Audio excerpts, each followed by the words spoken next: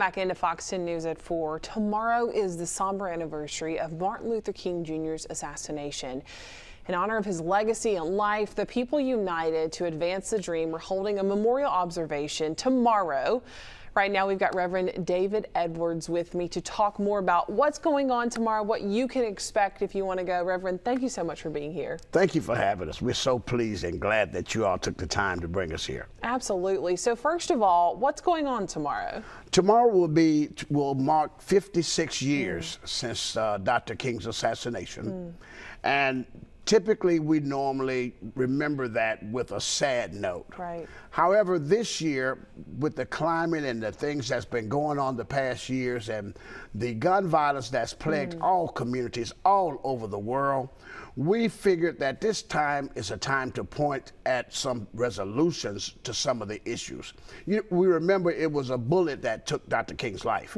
So our theme has always been no more silence in gun violence. Right. And so many families touched by gun violence, so many lives changed, that we figure that it's time for some solutions, time for some answers where we can have a better atmosphere.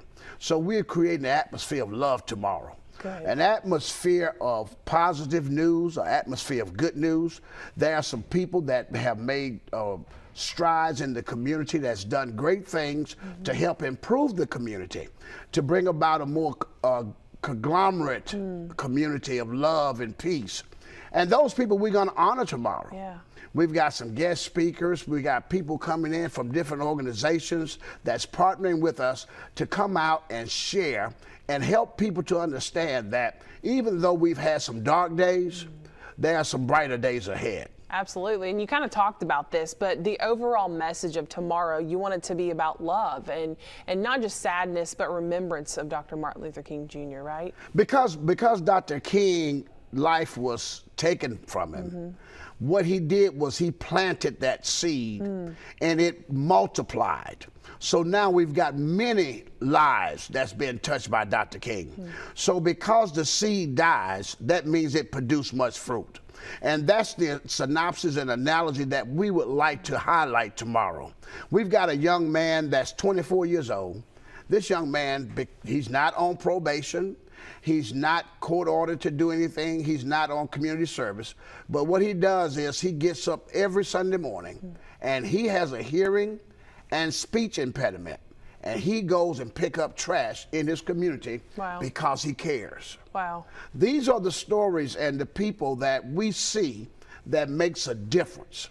And many times we overlook it. Yeah, that's something great to highlight. And if people want to come out tomorrow, before we let you go, what do they need to know? What information can you give them to where and when and all of that? First of all, you need to make sure that you bring your own chair. Okay. Okay? There's going to be plenty to eat. We'll be at Figures Park. Okay. That's 300 Donald Street. And we're going to start at 5 p.m. And of course, at 5 p.m., we're going to start with our speakers, our information. There's going to be food for the kids. There's going to be highlights of things. There's information, voting registration. Different things are going to be there. And we're going to have a time where we can enjoy and glean from each other and educate people on things that's going on in the community and how we can help produce a more conglomerate community. Let me tell you something.